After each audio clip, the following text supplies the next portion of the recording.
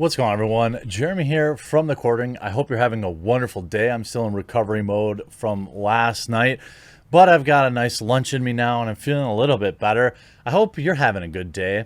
You know who's not having a good day? Fans of He-Man.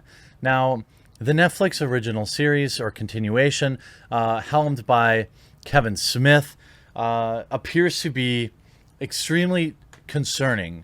You know, from the beginning, we were told, or we were concerned, many fans of He-Man were concerned with what they would do with the hyper-masculine character, considering it's both Netflix and 2021. Kevin Smith vehemently denied that they would emasculate He-Man and turn the female characters into the lead. He outright called out other YouTubers, Clownfish TV, which has been right since the beginning. Credit where credit is due. They've been on this report directly since the beginning. Kevin Smith directly told them that they were full of baloney, and it turns out that everything we're seeing in Masters of the Universe reviews is that, yeah, they disrespected He-Man just like we knew they would, and they were right. Just some of the early reviews. Grace Randolph on her early review of Masters of the Universe, Revelation. There's a lack of a strong male lead or strong male supporting character. I guess that sums it up, right? A boys show with the main character called He-Man lacks a strong male character. Let that sink in. And you see here, Clownfish saying, He-Man becomes She-Man, it's 2021, it's Netflix, so probably.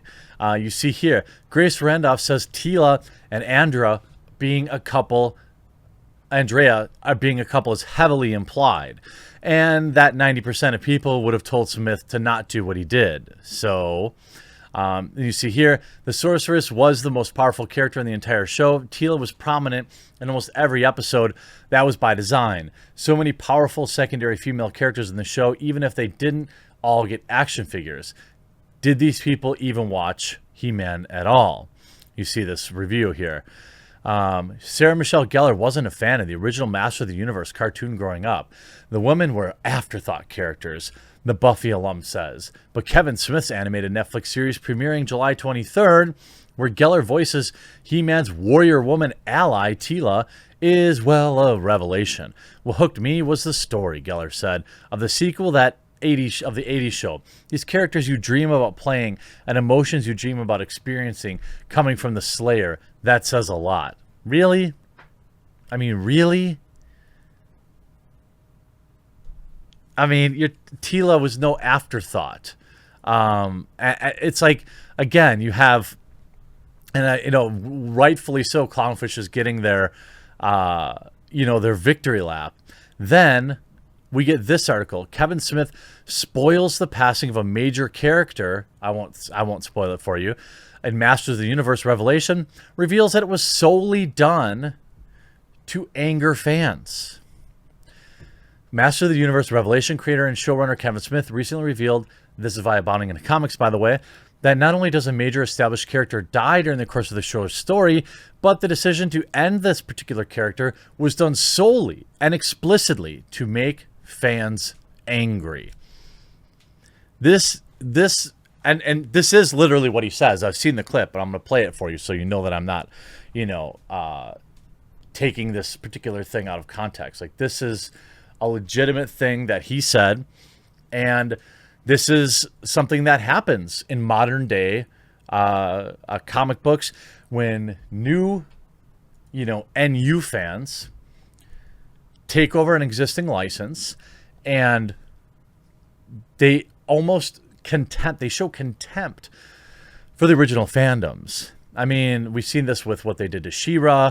We've seen this countless times. We saw what they did to the Ghostbusters. Look, actors still got to get paid. Voice actors and actresses, they still got to get paid. So they're going to take the work. But they never really liked She-Ra. They never were a fan of He-Man. But they are interested in ruining things somebody else likes.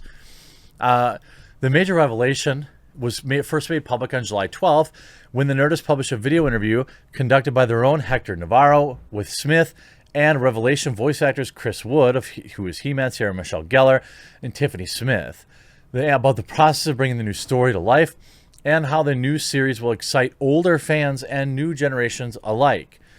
I don't know why that has to be the constant narrative. You could just make the old fans happy. You know, there's a reason that people were a fan of this show. So why do you have to change it? Why not just give us more of that? At one point during the interview, Navarro speaks to Smith with his own personal love of Orko, telling the creator, "I think I'm an Orko guy. I think he's my favorite character in the entire franchise. He's so well done in the show," eliciting an enthusiastic cry of "God, yes," that makes me so happy from Smith, before asking him, "If you had to, I hate to make you pick your babies, but do you have a favorite character in the He-Man Masters of the Universe franchise?" Caught up in his enthusiasm. By the way, Kevin Smith has admitted in an interview that he was never a fan of He-Man, even though he now pretends he was a super fan of it.